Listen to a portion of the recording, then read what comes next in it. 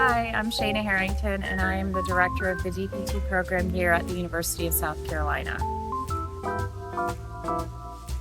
One word I would use to describe myself is persistent. We have a 150-pound Newfoundland named Penguin. I really enjoy watching college football, and then I really enjoy also watching college basketball. So I played 4 sports in high school, and I was often injured, so I would get physical therapy during that time.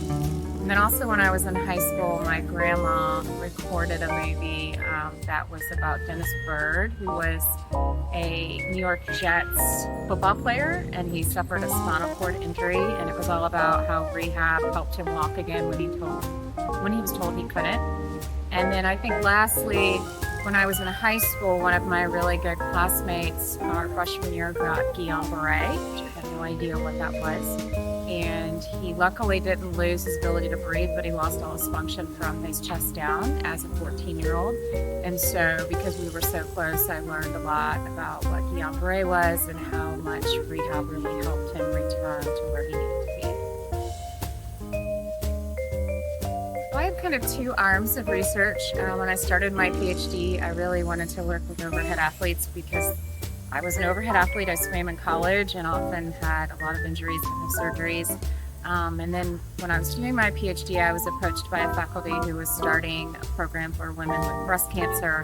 And he was an exercise physiologist and admittedly said, "I do not know the shoulder. Would you be interested in helping in this area?" And I was quite interested because I had an aunt who had breast cancer in the 80s when they did very radical treatments. She's actually still alive today. So my other area of research is working with patients with cancer. Started with breast cancer. I've kind of grown doing other types of cancer, also pediatric cancer. And the goal is to get rehab involved at the time of diagnosis, as opposed to typically when we see them, which is after they have a lot of impairments, and it can be really challenging to do the job. I've probably seen my favorite part, and I've been doing this for a while. I've been in DPT education. I think this is my 17th year. Is just seeing the growth of the students. So I'm pretty fortunate. I typically teach the students in the first year. And then to see how far they've come right before graduation and the amount of learning they have endured, and then just seeing the transition to becoming a professional as a PT is really exciting. PT school is hard, and I think students forget that it's not all about grades, it's about the learning. I always tell students when they come into the program, I want them to be able to treat my mother. To treat my mother, that's pretty high level care. So to just take everything in, it's not all about getting the A's, but it's about learning and growing, and also you learn from your mistakes, which is, it's okay to make some mistakes while you're in school.